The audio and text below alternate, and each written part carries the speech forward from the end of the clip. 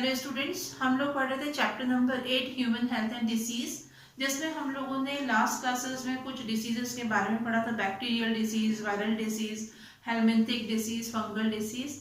इसके अलावा हमने कुछ प्रिवेंटिव मेजर्स एंड कंट्रोल पढ़े थे फॉर इन्फेक्शियस डिसीजेस। इसके बाद हमारा नेक्स्ट टॉपिक है इम्यूनिटी। हमारा आज का टॉपिक है इम्यूनिटी। सबसे पहले हम देखते हैं इम्यूनिटी क्या होती है। What is immunity? The ability of body to fight the disease causing organisms is called immunity. हमारी बॉडी में एबिलिटी होती है, कैपेबिलिटी होती है और वो डिसीज कॉजिंग ऑर्गेनिज्म जो रहते हैं उनसे लड़ती है, किसी डिसीज को कॉज नहीं होने देती हमारी बॉडी के अंदर। इसी को हम क्या बोलते हैं? इम्यूनिटी बोलते हैं। इम्यूनिटी हमारी बॉडी की टॉक्सिन से लड़ने की कैपेबिलिटी होती है।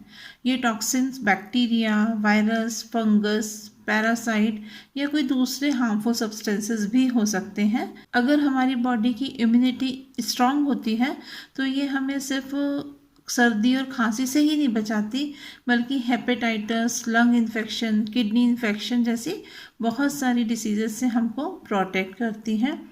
हमारे आसपास कई तरह के पैथोजन्स होते हैं। पैथोजन आपको मालूम में डिसीज कॉजिंग ऑर्गेनिज्म जो रहते हैं उनको हम पैथोजन बोलते हैं। हमें मालूम ही नहीं चलता, हम खाने के साथ, पीने के साथ और जब हम सांस लेते हैं तो उस टाइम भी हम बहुत सारे हार्मफुल सब्सटेंसेस को एब्जॉर्ब कर लेते हैं। ऐसा होने के बाद भी हम लोग बीमार नहीं पड़ते हैं। और ऐसा क्यों होता है? क्योंकि हमारी बॉडी में एबिलिटी होती है कि वो इन सब के अगेंस्ट फाइट करती है, इसीलिए हम लोग बीमार नहीं पड़ते हैं। इसी को हम क्या बोलते हैं? इम्यूनिटी बोलते हैं। जिनका इम्यूनिटी सिस्टम स्ट्रांग होता है वो इन एक्सटर्नल इन्फेक्शंस जो हैं, बाहर से होने वाले जो इन्फेक्शन है उनका बहुत अच्छी तरह से मुकाबला करते हैं, उनके अगेंस्ट फाइट करते हैं और बॉडी में डिसीज़ होने नहीं देते हैं। अब हम देखते हैं types of immunity. Immunity is of two type की इम्यूनिटी होती है। फर्स्ट है इनेट इम्यूनिटी और सेकंड है एक्वायर्ड इम्यूनिटी। इम्यूनिटी का फर्स्ट टाइप है innate immunity. It is present from the time of birth. It is non specific. It consist of 4 kinds of barrier. ये immunity जन्म से ही किसी भी इंडिविजुअल की बॉडी में होती है, यानी कि जब हम पैदा होते हैं तब हमारी बॉडी के अंदर ये इम्यूनिटी प्रेजेंट होती है। ये नॉन स्पेसिफिक है। नॉन स्पेसिफिक का मतलब होता है कि ये किसी भी पर्टिकुलर बैक्टीरिया या वायरस या किसी पर्टिकुलर पैथोजन के लिए वर्क नहीं करती है। ये कोई भी पैथोजन हो, जैसे कि हम बैक्टीरिया भी हो सकता है, वायरस भी हो सकता है या कोई दूसरे पैथोजन भी हो सकते हैं, उनको हमारे शरीर में फैलने से रोकती है। ये इम्यूनिटी हमारी बॉडी में जो एक्सटर्नल फैक्टर्स हैं उनकी एंट्री के लिए कुछ बैरियर्स तैयार करती है, कुछ बैरियर खड़ा कर देती है। और ये बैरियर्स जो हैं वो 4 टाइप के बैरियर्स होते हैं। फर्स्ट है फिजिकल बैरियर। फिजिकल बैरियर यानी कि हमारी बॉडी के वो ऑर्गन जो किसी भी पैथोजन के अटैक से हमको बचाने का काम करते हैं। ये बैरियर जो हैं वो क्या क्या हैं? Skin and mucus coating of respiratory, gastrointestinal and urinogenital tract prevent entry of microbes into body. Skin हमारी बॉडी में मेन बैरियर का काम करता है जो माइक्रो ऑर्गेनिज्म की एंट्री को रोकता है। इसके अलावा हमारा रेस्पिरेटरी ट्रैक है, गैस्ट्रोइंटेस्टाइनल ट्रैक होता है, ये यूरिनोजेनाइटल ट्रैक होता है। यहाँ पर म्यूकस की कोटिंग होती है और ये म्यूकस की कोटिंग जो है वो हमारी बॉडी के अंदर जो माइक्रोब्स होते हैं उनकी एंट्री को रोकती है, प्रिवेंट करती है। नेक्स्ट है physiological barrier. Acid in stomach, saliva in mouth, tears from eyes. हमारे स्टमक में जो एसिड निकलता है वो हमारे माउथ में, आपको मालूम है कि सलाइवरी ग्लैंड है जो सलाइवा को सिक्रीट करती हैं, और हमारी आईज में आपको मालूम है कि टीयर ग्लैंड्स होती हैं, आंसू वाली ग्लैंड्स होती हैं जिनसे आंसू सिक्रीट होता है, टीयर्स सिक्रीट होते हैं। इनको हम टीयर ग्लैंड्स बोलते हैं। तो स्टमक से निकलने वाला एसिड, माउथ में सिक्रीट होने वाला सलाइवा, आईज के जो टीयर्स होते हैं, ये सभी क्या करते हैं? माइक्रोबियल ग्रोथ को रोकने का काम करते हैं। नेक्स्ट है cellular barriers. Blood has leukocytes such as polymorphonuclear leukocytes, monocytes, etc. And tissue has macrophages which phagocytose the microbes. हमारे ब्लड के अंदर कुछ सेल्स प्रेजेंट होती हैं, ल्यूकोसाइट्स प्रेजेंट होते हैं, जैसे कि पॉलीमॉर्फोन्यूक्लियर ग्लूकोसाइट है, मोनोसाइट्स हैं, या कुछ टिश्यूज़ जो हैं उनमें मैक्रोफेजेस होते हैं जो माइक्रोब्स को फैगोसाइट्स करते हैं, यानी कि उनको खा लेते हैं, उनको ख़त्म करते हैं, उनका भक्षण करते हैं। तो कुछ सेलुलर बैरियर्स जो हैं वो हमारी बॉडी को प्रोटेक्ट करने का काम करते हैं। इनेट इम्यूनिटी में बहुत सारे टाइप की सेल्स होती हैं जो पैथोजन को मारने में एक इम्पॉर्टेंट रोल प्ले करते हैं। ये जो सेल्स हैं ये अलग अलग तरीके से, लेकिन सब एक साथ में मिलकर के काम करती हैं। इनमें जो मैक्रोफेजेस, मोनोसाइट्स हैं, मास्ट सेल्स हैं, न्यूट्रोफिल्स हैं, ये कुछ सेल्स होती हैं जो ये सब क्या कर रही हैं, इनेट इम्यूनिटी को स्ट्रांग बनाती हैं। मोनोसाइट सेल्स जो हैं ये सिक्योरिटी गार्ड की तरह काम करती है और हमारी पूरी बॉडी में लगातार पेट्रोलिंग करती है। इसका काम क्या होता है कि अगर हमारी बॉडी में कोई पैथोजन मिले तो उसे खा करके ये ख़त्म कर देती है। पैथोजन को मारते वक्त ये कुछ केमिकल्स रिलीज़ करती है जिसको साइटोकाइन केमिकल कहा जाता है। और ये साइटोकाइन केमिकल जब ये रिलीज़ करती है तो क्या होता है कि दूसरी सेल्स जो हैं वो उन पैथोजेंस के लिए वो अलर्ट हो जाती हैं। इसी तरह से हमारी बॉडी में ब्लड फ्लो को बढ़ाने का काम करती है मास्ट सेल। तो ब्लड का फ्लो बढ़ता है तो हमारी बॉडी में जो हमारे इम्यूनिटी को स्ट्रांग बनाने वाली जो सेल हैं वो जल्दी से जल्दी और ज़्यादा से ज़्यादा उस जगह पहुंच जाती हैं जहां पर ये पैथोजेंस होते हैं। इसी तरह से न्यूट्रोफिल सेल्स होती हैं जो हमारी बॉडी में जिस जगह पर भी पैथोजन होता है उस जगह सबसे पहले पहुंचने वाली सेल्स जो हैं वो ज़्यादातर न्यूट्रोफिल्स ही होती हैं। हमारी बॉडी में पर डे 10,000 करोड़ न्यूट्रोफिल्स बनती हैं और ये भी पैथोजन को खा करके उनको ख़त्म करने का काम करती हैं। इसी तरह से बेसोफिल सेल्स जो हैं वो भी क्या करती हैं, ये भी बड़े पैरासाइट्स को मारने का काम करती हैं और इसके अलावा ये अपने में से हिस्टामिन्स केमिकल होता है उसको रिलीज़ करती हैं ताकि ज़्यादा से ज़्यादा इम्यून सेल्स को क्या किया जा सके, बुलाया जा सके। नेचुरल किलर सेल्स होती हैं, ये जो नेचुरल किलर सेल्स होती हैं ये इन्फेक्टेड हो चुकी सेल्स को ख़त्म करने का काम करती हैं ताकि दूसरी सेल्स में इन्फेक्शन ना फैले। इसके अलावा डेंड्राइटिक सेल्स होती हैं। ये डेंड्राइटिक सेल्स जो हैं ये हमारे इनेट और एडेप्टिव इम्यूनिटी के बीच में एक ब्रिज और मैसेंजर की तरह काम करती हैं। तो ये पैथोजन को पहचानने में इम्यून सेल्स की हेल्प करती हैं। नेक्स्ट है cytokines barrier. Special proteins called interferons are secreted by virus infected cells that prevent the further spread of viral infection. Viral infected cells यानी कि ऐसी सेल जिनके ऊपर वायरस का इन्फेक्शन हो चुका है, ये सेल्स अपने में से एक प्रोटीन्स को सिक्रीट करती हैं और ये प्रोटीन्स जो है वो होता है इंटरफेरॉन। और ये इंटरफेरॉन सिक्रीट होने से क्या फ़ायदा होता है कि ये आसपास की जो दूसरी सेल्स होती हैं, आसपास की दूसरी सेल्स जो नॉन इन्फेक्टेड सेल्स हैं उनको इन्फेक्टेड होने से बचाती है। जो वायरस का इन्फेक्शन है वो स्प्रेड आगे नहीं हो पाता है, तो यहाँ पर जो वायरल इन्फेक्शन के स्प्रेड को प्रिवेंट करने का काम करती है। इम्यूनिटी का नेक्स्ट टाइप है acquired immunity. It is acquired, इससे बाद में हासिल किया जा रहा है। ये बाई बर्थ नहीं होती है हमारी बॉडी में, which means that it is produce in response to an encounter with a pathogen based on memory. क्या होता है कि हमारी बॉडी में जब कोई पैथोजन्स आता है तो उस पैथोजन को पहली बार जब इसका इन्फेक्शन होता है तो उसको क्योर होने में टाइम लगता है, लेकिन दूसरी बार जब वो इन्फेक्शन होता है तो उसे क्योर होने में कम टाइम लगता है। और ऐसा इसीलिए होता है क्योंकि हमारी इम्यूनिटी जो होती है वो उस पैथोजन को पहचान जाती है और बहुत ही जल्दी क्या करने लगती है, एंटीबॉडीज़ को बनाने लगती है। और जब एंटीबॉडीज़ बनेंगे तो क्या होगा, वो पैथोजन को मार देंगे। और ऐसा क्यों होता है, क्योंकि हमारी इम्यूनिटी जो है उस वायरस को पहचान जाती है, उसकी मेमोरी में वो रहता है और इसी वजह से वो क्या होता है, एंटीबॉडीज़ को बनाने लगती है, बहुत जल्दी एंटीबॉडीज़ को बनाने लगती है। And it is a pathogen specific, ये पैथोजन स्पेसिफिक होती है। वायरस जो है उसके लिए अलग तरह से काम करती है, बैक्टीरिया जो है उसके लिए अलग तरीके से काम करती है। तो ये क्या है, ये पैथोजन स्पेसिफिक होते हैं, जबकि हमने इनेट इम्यूनिटी में पढ़ा था कि वो नॉन स्पेसिफिक होती है।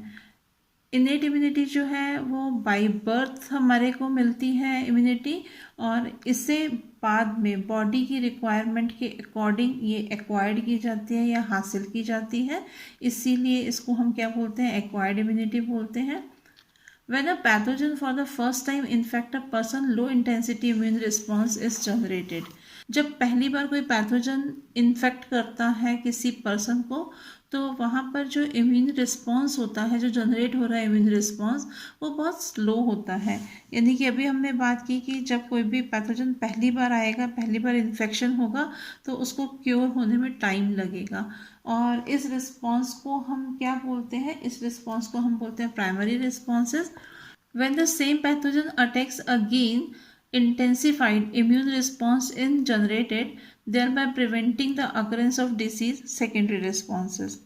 क्या होता है सेकेंडरी रिस्पॉन्स में? फर्स्ट रिस्पॉन्स में क्या था कि जब पैथोजन आया, फर्स्ट टाइम इन्फेक्ट किया उसने पर्सन को, तो उस टाइम हमारी बॉडी जो है उसमें कम रिस्पॉन्स होता है, लो रिस्पॉन्स होता है, उसका इम्यूनिटी रिस्पॉन्स जो होता है वो कैसा होता है, कम होता है, और उसको क्योर होने में टाइम लगता है।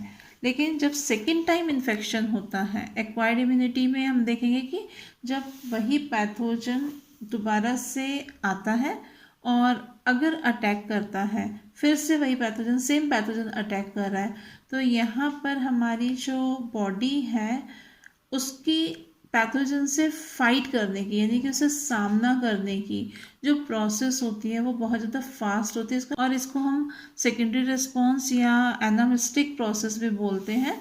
और इस तरह से जब सेकेंड टाइम इन्फेक्शन होता है तो उसको क्योर होने में कम टाइम लगता है, और ऐसा इसलिए होता है क्योंकि हमारी बॉडी जो रहती है, हमारी बॉडी में जो इम्यूनिटी है वो उस पैथोजन को, उस वायरस को या बैक्टीरिया को पहचान लेती है और बहुत जल्दी क्या करती है, एंटीबॉडीज़ को बनाने लगती है और उस पैथोजन को ख़त्म कर देती है। जो एक्वायर्ड इम्यूनिटी होती है इसको बहुत टाइम लगता है किसी भी इन्फेक्शन के अगेंस्ट काम करने में।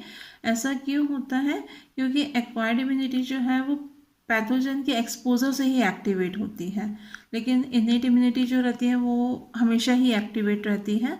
इसीलिए यहाँ पर जो एक्वायर्ड इम्यूनिटी रहती है उसके एक्टिवेशन में टाइम लगता है। Acquired immunity involves two types of cells, B lymphocytes and T lymphocytes. जो एक्वायर्ड इम्यूनिटी रहती है उसमें टू टाइप की सेल्स जो है वो मेनली काम करती हैं। इसमें से एक सेल होती है बी लिम्फोसाइट्स और एक होती है टी सेल्स या टी लिम्फोसाइट्स बोलते हैं हम इसको। ये दोनों ही सेल जो हमारी बॉडी में स्टेम सेल्स होते हैं वो बनाती हैं। स्टेम सेल्स जो है वो बोन मैरो में होते हैं, और बोन मैरो क्या होता है आपको मालूम है कि हमारी बोन का एक पार्ट होता है ये। B lymphocytes secretes proteins called antibodies in response to pathogen। हमारी जो बी लिम्फोसाइट सेल्स होती हैं एक तरह के प्रोटीन को सिक्रीट करती हैं, और ये प्रोटीन को हम क्या बोलते हैं, एंटीबॉडीज़ बोलते हैं। एंटीबॉडीज़ स्पेशल टाइप के प्रोटीन हैं जिसमें 4 पेप्टाइड चेन होती हैं। इसमें 2 लाइट चेन्स होती हैं, 2 हैवी चेन्स होती हैं। Hence denoted as H2L2। और इसे किस तरह से डिनोट किया जाता है, H2L2 के फॉर्म में इसे डिनोट किया जाता है। और IgA, IgM, IgE, IgG ये कुछ और एग्जाम्पल हैं एंटीबॉडीज़ के। They generate humoral immune response. ये बॉडी के अंदर ह्यूमरल इम्यून रिस्पॉन्स को जनरेट करती है, यानी कि जो हमारे ब्लड में होता है। ये डायग्राम है एंटीबॉडी मॉलिक्यूल का। इसमें अभी हमने पढ़ा कि यहाँ पर 4 पेप्टाइड चेन्स होती हैं, और इन 4 पेप्टाइड चेन में हम देखेंगे कि 2 चेन्स जो हैं वो हैवी होती है, तो ये चेन जो है ये हैवी चेन्स हैं। यहाँ पर हम देखेंगे ये चेन जो है ये हैवी चेन है। इसके बाद में हमने पढ़ा था कि 2 स्मॉल चेन्स होती हैं, ये लाइट चेन होती हैं। तो यहाँ पर ये 2 स्मॉल चेन्स आपको दिख रही हैं, यहाँ पर ये देखिए ये 2 स्मॉल चेन्स हैं। तो इस तरह से 2 लार्ज 2 लॉन्ग, तो इस तरह से 2 बड़ी और 2 छोटी पेप्टाइड चेन्स होती हैं, और इसीलिए इसे H2L2 के फॉर्म में इसको रिप्रेजेंट किया जाता है। यहाँ पर ये आप देखेंगे कि क्योंकि 2 इसमें हैवी चेन है और 2 लाइटर चेन है, और ये स्पेस जो है ये एंटीजन बाइंडिंग साइट होती है। ये वाली साइट आप देखेंगे ये एंटीजन बाइंडिंग साइट होती है। नेक्स्ट है T lymphocytes, they help B cells to produce antibodies. जो बी लिम्फोसाइट सेल्स होती हैं उनको एंटीबॉडीज बनाने में ये लिम्फोसाइट्स हेल्प करती हैं। They generate cell mediated immune response, ये सेल मेडिएट इम्यून रिस्पॉन्स को जनरेट करते हैं। अभी हमने ऊपर पढ़ा था कि जो एंटीबॉडीज थे ये जनरेट कर रहे थे ह्यूमरल इम्यून रिस्पॉन्स को, जो ये कहाँ पर होती हैं एंटीबॉडीज, हमारे ब्लड में होती हैं। लेकिन ये जो टी लिम्फोसाइट्स है ये जनरेट करते हैं सेल मीडिएट इम्यून रिस्पॉन्स को। This response help the body to differentiate between self and non self as occur in case of graft rejection. ये बॉडी के सेल्स को और जो पैथोजन होते हैं इनको पहचानने का काम करती है, ताकि जो ऑटो इम्यून डिसऑर्डर है उससे बचा जा सके, यानी कि अपनी ही बॉडी की जो हमारी इम्यूनिटी सिस्टम है या इम्यूनिटी पावर है वो हमारी ही बॉडी की सेल्स को मारने का काम ना करने लगे। तो क्या होता है, ये रिस्पॉन्स हेल्प करते हैं किसमें, बॉडी में डिफ्रेंशिएट करने में कि जो सेल्फ है या नॉन सेल्फ है, यानी कि ऐसा ना हो कि जो बॉडी की सेल्स हैं उन्हीं को मारने लगे, ये जो बॉडी की सेल्स हैं उन्हीं को मारने का काम ना करने लगे हमारी बॉडी की इम्यूनिटी, और ऑटो इम्यून डिसऑर्डर से बचा जा सके। तो ये सेल्स क्या करती हैं, ये सेल्स जो पैथोजन है उसको और बॉडी की सेल्स को पहचानने का काम करती हैं, उनको डिफ्रेंशिएट करती हैं। जब किसी पर्सन का हार्ट है, आईज है, किडनी है, लिवर है, अगर ऐसे ऑर्गन काम करना बंद कर देते हैं तो उस टाइम क्या किया जाता है, ग्राफ्टिंग किया जाता है, ट्रांसप्लांटेशन किया जाता है, किसी दूसरे पर्सन से ऑर्गन्स को लेकर के जो पेशेंट रहता है उसकी बॉडी में लगा दिया जाता है, ट्रांसप्लांटेशन कर दिया जाता है, ताकि जो पेशेंट है वो अपनी नॉर्मल लाइफ जो है वो सरवाइव कर सके, नॉर्मल तरीके से अपनी लाइफ को जी सके। तो ऐसे में क्या होता है, डोनर को ढूंढा जाता है, डोनर की तलाश की जाती है, पर किसी भी पर्सन से ये ऑर्गन्स जो हैं वो नहीं दिए जाते हैं। ऐसा नहीं होता कि यहाँ पर किसी भी एनिमल के ऑर्गन्स को लगा दिया गया या किसी दूसरे प्राइमेट्स के ऑर्गन्स को लगा दिया गया या किसी भी दूसरे पर्सन के ऑर्गन्स को लगा दिया जाए, क्योंकि अगर हम ऐसा करते हैं, किसी भी दूसरे पर्सन के ऑर्गन्स को लगाते हैं, तो अगर हम किसी भी पर्सन के ऑर्गन्स को लेकर के लगा देंगे तो उसे बाद में क्या किया जाएगा, रिजेक्ट कर दिया जाता है, हमारी बॉडी जो होती है वो उसको रिजेक्ट कर देती है। तो जब ये ग्राफ्टिंग किया जाता है तो प्रॉपर तरीके से टिश्यूज़ को, ब्लड को मिलाया जाता है। इसके बाद भी जो पेशेंट रहता है उसको होल लाइफ जो है वो इम्यूनोज प्रेजेंट लेने पड़ते हैं, क्योंकि हमारी बॉडी जो होती है वो कौन सी चीज़ हमारी बॉडी की है और कौन सी बाहर की है इसको डिफ्रेंशिएट करने में कैपेबल होती है। और इस तरह से जो हमारी सेल मेडिएटेड प्रोसेस होती है, ये जो सेल मेडिएटेड इम्यून रिस्पॉन्स होता है इसको रिजेक्ट करने के लिए ये रिस्पॉन्सिबल होती है। अब हम पढ़ते हैं difference between active immunity and passive immunity. Active immunity is usually permanent. It is produced by the antibodies of the host in response to direct contact of an antigen. Active immunity permanent immunity होती है, और ये कैसे produced होती है, जब host की body के एंटीबॉडीज़ जो हैं वो किसी भी एंटीजन के डायरेक्ट कांटेक्ट में आते हैं और रिस्पॉन्ड करते हैं, तब ये इम्यूनिटी प्रोड्यूस होती है। Passive immunity last only for a few weeks और मंथ। पैसिव इम्यूनिटी का इफ़ेक्ट जो रहता है ये कुछ वीक्स के लिए या कुछ मंथ के लिए होता है। It is produced by the introduction of antibodies from outside to the body. क्योंकि इसमें क्या होता है, ये कैसे प्रोड्यूस्ड हो रही है, इसमें एंटीबॉडीज़ को होस्ट के अंदर बाहर से इंट्रोड्यूस कराया जाता है। इन active immunity it produces N immunological memory. यहाँ पर इम्यूनोलॉजिकल मेमोरी प्रोड्यूस होती है।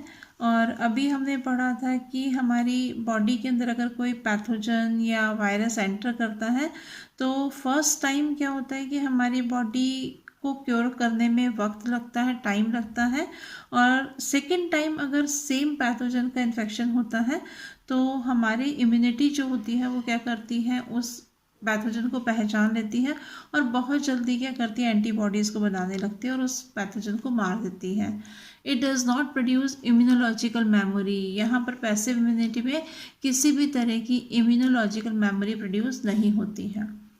When the antigen enters the body, antibodies and other specialized lymphocytes are produced. जैसे ही कोई भी एंटीजन, एक्टिव इम्यूनिटी में हम देखेंगे कि कोई भी एंटीजन अगर बॉडी के अंदर एंटर करता है, तो जब वो एंटर करेगा तब हमारी बॉडी के अंदर एंटीबॉडीज़ और दूसरे स्पेशलाइज्ड लिम्फोसाइट्स जो हैं वो अपने आप ही प्रोड्यूस होना शुरू हो जाते हैं। In passive immunity, antibodies are introduced from an external source. यहाँ पर एंटीबॉडीज़ को एक्सटर्नल सोर्स से इंट्रोड्यूस कराया जाता है। For instance, a mother introduces antibodies to a foetus through the placenta and to an infant through mother's milk. यहाँ पर हम एक एग्जांपल देखते हैं कि जो मदर की बॉडी से एंटीबॉडीज़ जो हैं वो फीटस के अंदर प्लेसेंटा के थ्रू एंटर होते हैं और जो इन्फेंट होता है उसमें ये एंटीबॉडीज़ मदर के मिल्क से एंटर करते हैं। In active immunity there are no side effect, active immunity का कोई भी साइड इफ़ेक्ट नहीं होता है। In passive immunity it may cause reactions, ये रिएक्शंस शो कर सकती है। आपने देखा है कि कई बार कुछ जो मेडिसिन रहती हैं या इंजेक्शंस रहते हैं वो क्या करते हैं, वो रिएक्शंस शो करते हैं, कभी कभी एलर्जी हो जाती है, दूसरे साइड इफ़ेक्ट्स भी होते हैं। Active immunity does not occur immediately, यहाँ पर जो इम्यूनिटी है वो इमीडिएटली नहीं होती है, नहीं डेवलप होती है। And in passive immunity develops immediately, और यहाँ पर पैसिव इम्यूनिटी में अगर हम देखें तो इम्यूनिटी जो है वो बहुत जल्दी डेवलप हो जाती है, इमीडिएटली वो डेवलप होती है। तो इस तरह से हमारा ये टॉपिक इम्यूनिटी आज कंप्लीट हुआ। नेक्स्ट क्लास में हम नेक्स्ट टॉपिक को स्टार्ट करेंगे। Thank you.